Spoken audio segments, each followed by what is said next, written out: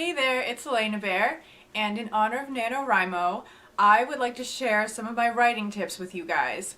Now, if you're anything like me, when you sit down to write, you either can't think of anything whatsoever and your mind is totally blank, or you're able to write for a short period of time, but then you lose momentum and you totally run out of things to say and you don't know where you're going. So I have a few tips of just like things that I've tried out to kind of keep it going, kind of get you back into the mood and you know, things that can inspire you to start writing or continue to write. So, I mean, this is not at all like any kind of professional advice. This is seriously just things that I've tried out of like desperation because I just couldn't write any more words and was willing to try all sorts of things to see if that would increase my word count. Okay, now typically I think that there are two types of people. People that need absolute silence when they write, and people that like some kind of background noise, whether it's the TV or music or something, or you know, they need to be in a public place so there's background noise. That I haven't figured out for myself yet, but I actually do have tips for either one of those options. Now, during times when I want absolute silence, Pepper, oh my goodness. What I do is I put on my husband's noise canceling headphones. Now I know things like that are super expensive, so I'm not saying like go out and buy that if you don't already have it. Something you may want to try is putting on white noise. Like I just have an app on my iPod that has white noise. And so if there is background noise, like people in your house are being loud and it's distracting you, it might... What are you doing though? What? I'm sorry, my cat is a maniac right now. Anyway, I think that maybe like listening to white noise might help cancel out all the other stuff that's going on, and that'll kind of create that silence that you can't have because people are being loud. Do not bite my glasses. Are you being a naughty baby?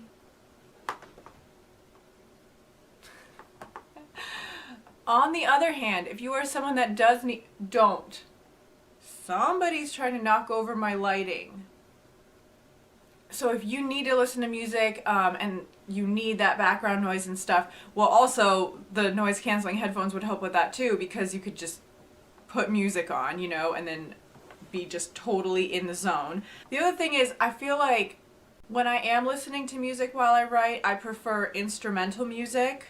I don't mean classical. Classical is fine, but I mean like just any music that doesn't have lyrics in it, because when a song has lyrics I tend to really listen to the lyrics. I'm one of those people that's all about like what words are they saying, you know, and so I just get caught up in the words and then I'm not paying attention to my computer anymore. So it may help you even if you are someone that listens to normal music. If you're getting stuck a lot, if you're getting distracted a lot, I would suggest just listening to instrumental music, you know, maybe film scores, or I mean, it can be anything, electronica, whatever, but just stuff that doesn't have words to it.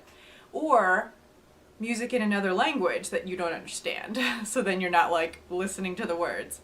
Another thing that helped me that was really surprising is reading. Now normally when I'm writing intensely, I don't like to read anything because I feel like it's gonna like influence my style, or if it's just gonna get into my head and I'll feel like, oh, this is so good and my writing is terrible or something like that.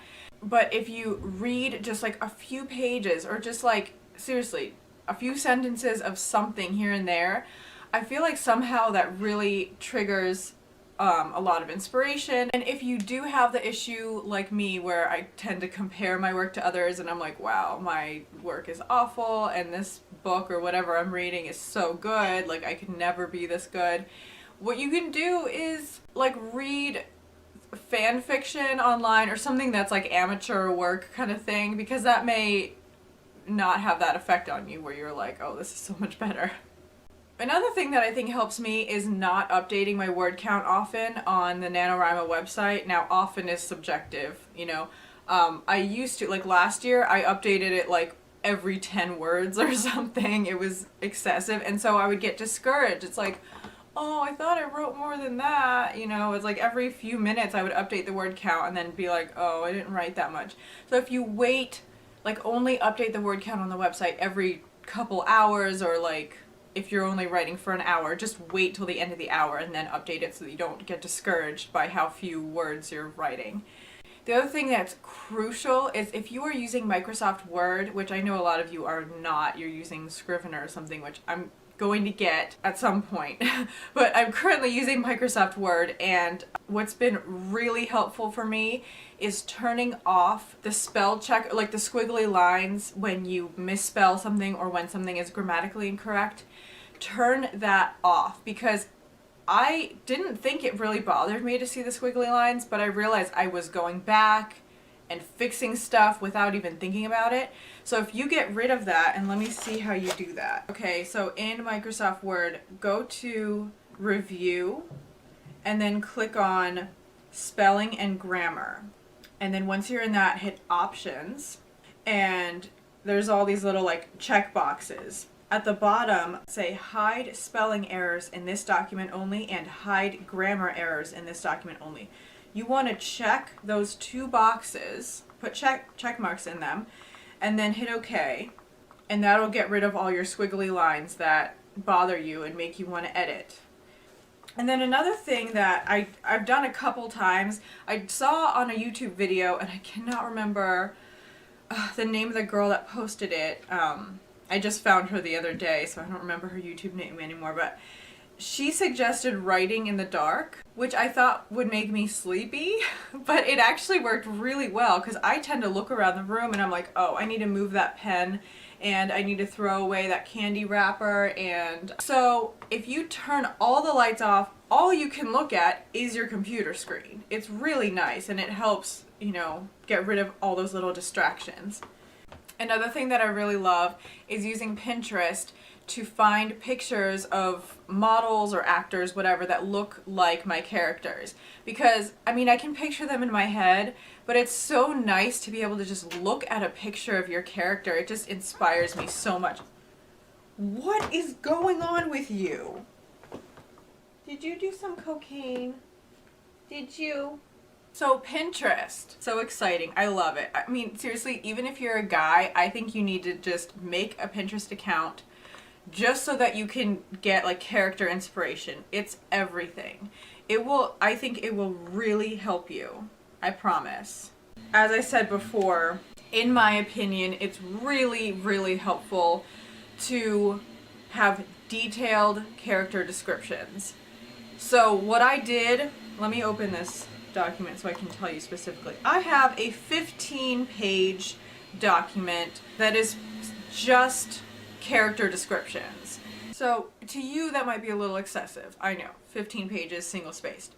But I think it's so helpful, and it's really good for me to be able to like get to know the characters, because yeah, obviously there's a ton of stuff in here that I'm never going to actually put in the book.